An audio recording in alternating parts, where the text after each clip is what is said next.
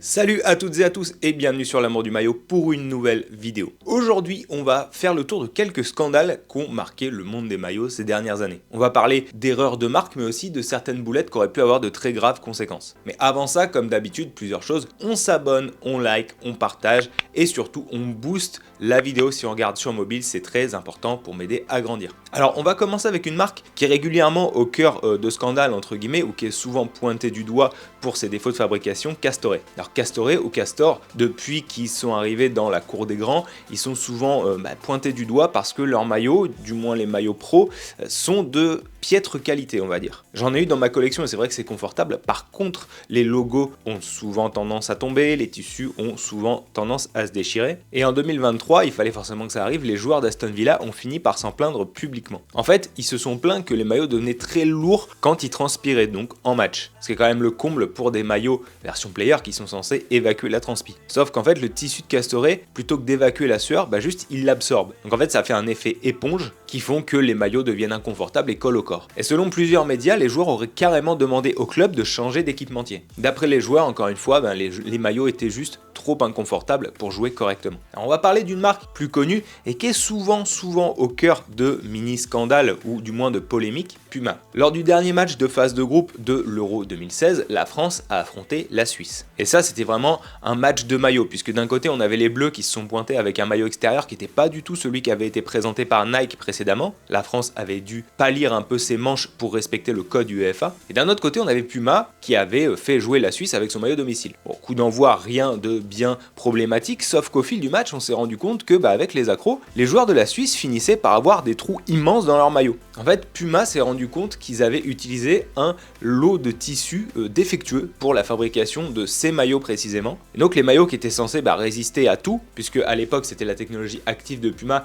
qui avait des grippes pour coller au corps et qui étaient censés être hyper élastiques, là en fait les maillots se déchiraient à chaque accro. À tel point que Granit Xhaka a dû changer de maillot plusieurs fois et il a même déclaré à la fin du match, heureusement que Puma fait pas de préservatif. Alors on reste sur Puma qui avait fait un beau petit doublé en 2002-2004 avec le Cameroun. Alors ça c'est des anecdotes qui sont très connues, mais ça vaut toujours le coup de les placer dans une vidéo comme ça. En 2002, Puma révolutionne un petit peu le monde des maillots, du moins il tente en arrivant avec un maillot débardeur pour le Cameroun. Avec ce maillot sans manches, les Camerounais ont même carrément remporté la Coupe d'Afrique des Nations. Du coup le maillot est un peu devenu iconique à ce stade, sauf que la FIFA l'a pas vu d'un bon oeil ça. Pour la bonne et simple raison que pour la première fois de l'histoire, ils avaient décidé de mettre un patch de Coupe du Monde sur les manches des maillots. Et donc en 2002, le Cameroun a été obligé de bricoler une solution à la hâte, et sur les maillots originaux sans manches, ils ont été obligés de broder des manches noires. Donc ça, pour info, c'est pas des maillots qui avaient été fabriqués par Puma. Puma avait livré les maillots classiques sans manches et les manches noires ont été rajoutées a posteriori. Et ce qui aurait dû servir de leçon à Puma, a pas du tout servi de leçon, puisqu'en 2004, ils ont refait des leurs et cette fois, ils se sont fait bien plus taper sur les doigts. Ils sont allés encore plus loin cette fois-ci en proposant une combi quasiment type cycliste au Cameroun. Cette combi, en fait, c'est un ensemble maillot-short uni qui s'enfile par le bas et qui se zippait sur le côté. Bon ça, inutile de dire que la FIFA, assez conservatrice, a pas du tout aimé, et le Cameroun a écopé de points de pénalité lors des éliminatoires pour la Coupe du Monde 2006. Allez, petite pause, la Coupe du Monde est terminée, on est enfin débarrassé des maudites pauses fraîcheur, mais continue de faire un temps de fou dehors, et pour vous réhydrater et pour vous rafraîchir, il y a forcément Oli. Oli, vous les connaissez, c'est des boissons en poudre qui révolutionnent le soft drink. Oli, ça remplace pas l'eau, mais par contre ça peut vraiment vous aider si vous consommez trop de soda et de boissons sucrées. Personnellement, ça fait 2 ans que j'en consomme, et quand il y a des fortes chaleurs qu'il faut vraiment boire beaucoup, c'est l'idéal. Oli, ça se décline principalement en 3 gammes, Ice Tea, énergie ou hydratation. C'est sans sucre, c'est à base d'arômes naturels et c'est top pour vous accompagner sur les longues journées. Là, je vous ai mis certains de mes parfums préférés. Vous avez framboise citron, vous avez coco dans la gamme hydratation, c'est hyper cool, et vous avez aussi pêche dans la gamme énergie, ça c'est bien sympa aussi. Et si vous voulez goûter plusieurs parfums à la fois, vous avez les starter packs, ça c'est idéal. Vous y trouverez des boîtes comme celle-ci avec des échantillons de tous les parfums, comme ça vous pouvez tester vos préférés. Et aujourd'hui, on va en tester un que je connais pas, celui-ci, citron vert, menthe, matcha et thé vert. On va voir ce que ça donne, c'est dans la gamme Ice Tea. Ouais, ça sent vraiment le thé vert et le matcha pour le coup.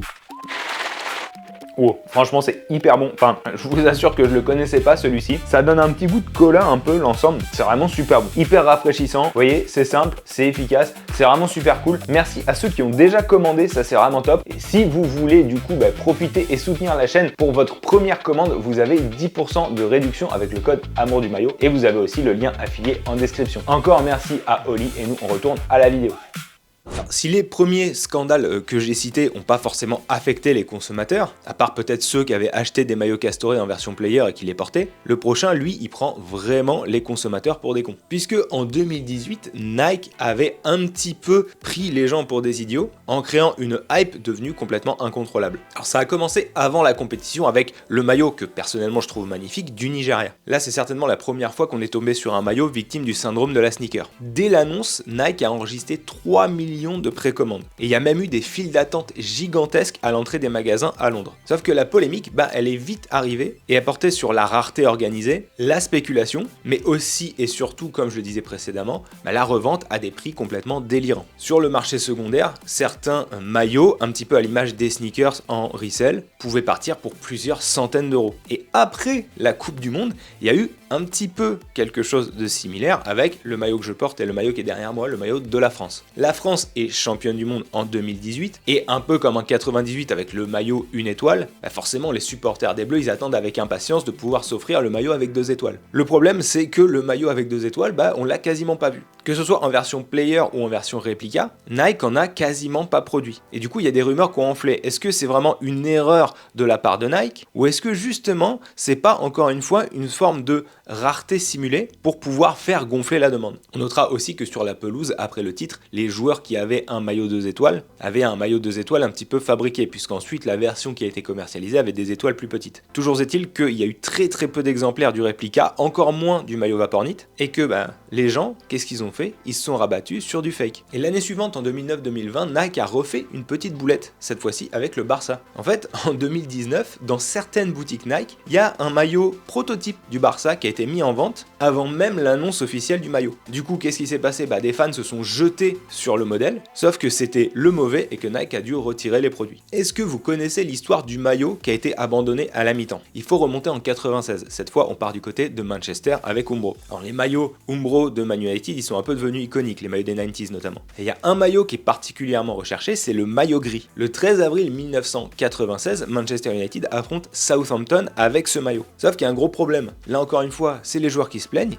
Ils disent qu'ils ne se voient pas tout simplement sur le terrain. Du coup, qu'est-ce que fait Alex Ferguson? À la mi-temps, il leur donne de changer le maillot et perd 3-1. Et c'est la dernière fois qu'on a vu ce maillot sur la pelouse. Allez, cette fois, c'est au tour d'Adidas de passer à la casserole. En 2022, pour la Coupe du Monde, Adidas a lancé un maillot complètement funky pour la Belgique. Un maillot blanc avec des motifs floraux qui est censé rendre hommage au festival Tomorrowland. Sauf que la FIFA a vu un petit détail qui l'a fait tiquer sur ce maillot-là.